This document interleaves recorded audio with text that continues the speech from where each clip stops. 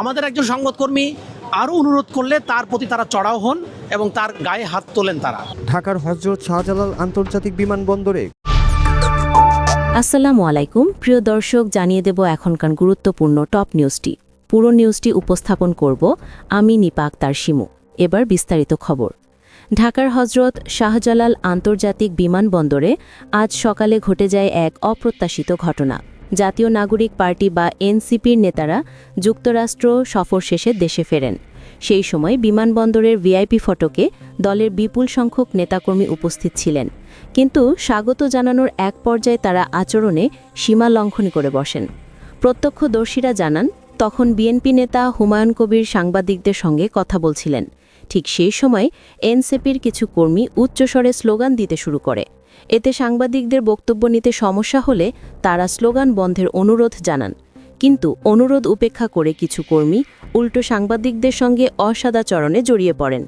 এমনকি এক সাংবাদিককে শারীরিকভাবে আক্রমণ করে তার গায়ে হাত তোলার ঘটনাও ঘটে।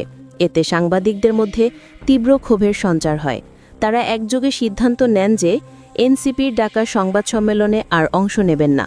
ক্ষুব্ধ সাংবাদিকরা স্পষ্ট জানিয়ে দেন, এমন ঘটনার পর সংবাদ সংগ্রহ করা সম্ভব নয় এবং এর জন্য দায়ীদের শাস্তি নিশ্চিত করতে হবে। সামাজিক যোগাযোগ মাধ্যমে ছড়িয়ে পড়া ভিডিওতেও দেখা গেছে সাংবাদিকরা সম্মেলনস্থল ত্যাগ করছেন এবং বারবার অনুরোধ করা সত্ত্বেও তারা ফিরে আসতে রাজি হননি। ঘটনার পর জাতীয় নাগরিক পার্টির পক্ষ থেকে একটি আনুষ্ঠানিক বিবৃতি দেওয়া হয়। বিবৃতিতে সাংবাদিকদের সঙ্গে দুর্ব্যবহারকে দুঃখজনক ও নিন্দনীয় বলে উল্লেখ করা হয়। একই সঙ্গে জানানো হয়, পুরো বিষয়টি খতিয়ে দেখা হচ্ছে এবং দোষীদের বিরুদ্ধে সাংগঠনিক ব্যবস্থা গ্রহণ করা হবে।